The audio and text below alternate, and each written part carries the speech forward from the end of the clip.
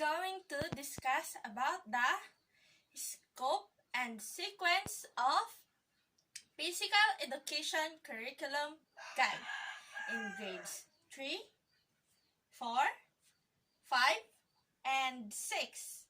So, are you ready, guys? Very good. Now we're going to start in the scope and sequence in grade 3. So, first, let us know what is the strand of the physical education in grade 3. So, let us read the strand in grade 3. Body management, movement skill, rhythms, and dance, games, and sports, and physical fitness. So, that is the strand of grade 3. So, let us move on in quarter 1. The quarter 1 is body shapes and body action. When we say body shape, it contains the strength, curled, wide, and twisted of the body. And next, when we say body action, it says that walking, standing, and sitting. So, the learners at the end of first quarter, the learners should demonstrate understanding of the body shape and body action in preparation for various movement and activity. So that is the quarter 1 in grade 3 physical education. Now let's move on in quarter 2. The quarter 2 is location, direction, levels, pathways, and planes. So that is the quarter. Okay, so that is the quarter 2. So when we say location, it talks about the behind, in front, under, over, of the personal space. Next is the direction. When we say the direction, it is talk about the linear, forward, backward, and multidirectional levels. Next is levels, high, medium, and low. So, next is the pathway, straight, curve, and zigzag. Next is the planes. It talks about the horizontal, vertical, and rotational. So, that is the content of quarter 2. So, at the end of quarter 2, the student should demonstrate understanding of location, direction, levels, pathways, and planes. So, that is the quarter 2 of grade 3. In the quarter 3 of grade 3, it tells that time, force, and flow. That is the quarter 3 of grade 3. So, when we say time, it shows how slow, how fast it is. Next is force, light, lighter, like that. Okay, next is flow, smoothness of movement. So, that is the quarter 3. So, at the end of the quarter 3, the student should demonstrate the understanding of movement and relation to time, force, and flow, so that they will know how to move properly.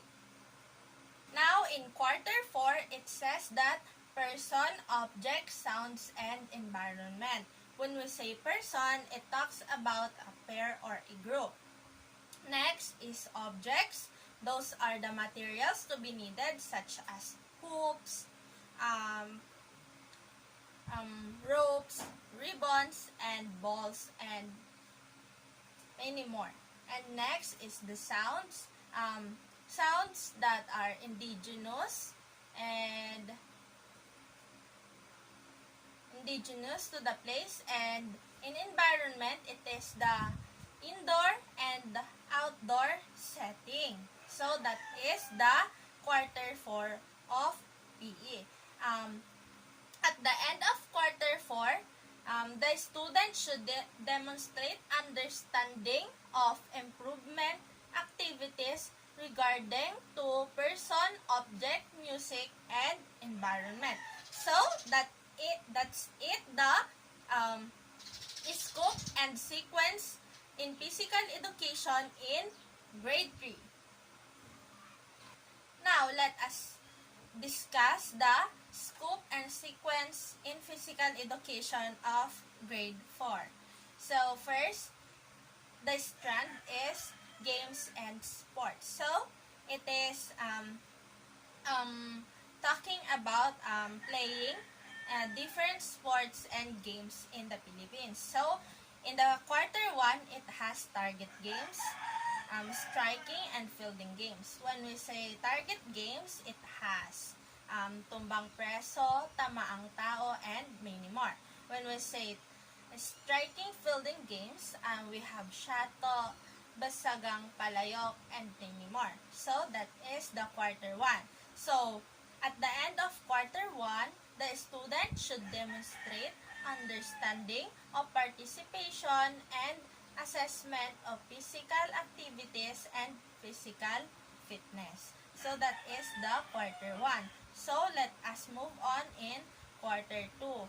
We have invasion games. So the invasion games have many more games to be played. So in invasion games, we have Agawan base. You already know that because we already played that when we are in elementary and the high school. So at the end of second quarter, the student should demonstrate understanding of participation in an assessment of physical activities and physical fitness. So now let us move on in quarter 3. It has folk, indigenous, ethnic, traditional, and creative dances. So here comes our famous traditional dances so that the student will learn how to dance our traditional dances. At the end of this quarter, the student should demonstrate understanding of participation and assessment of physical activities and physical fitness in dancing. Of the Health Enhancing Fitness 1 in grade 4, the student should demonstrate an understanding of participation and assessment of physical activities and physical fitness. When we say understanding of participation, the student should know how to play with groups, and they should know how to do a camaraderie with their classmates, like that. That's the most important thing they have to learn in physical education. So let us talk about discuss the scope and sequence of physical education in grade 5. The physical education in grade 5 is the continuation of health enhancing fitness 1 and in grade 4. So in grade 5, the physical education there has 3 strands, which is the 1 is the physical fitness, 2 is the games and sports, and lastly, the rhythm and dances. In quarter 1, assessment of physical activities and physical fitness, health-related and skill-related. So, when we say assessment of physical activities and physical fitness, the teachers has to assess their students to have health related activities for their health. And next, in the second strand is the game and sport, which is the target games, striking games, and fielding games, which is just like in the grade 4.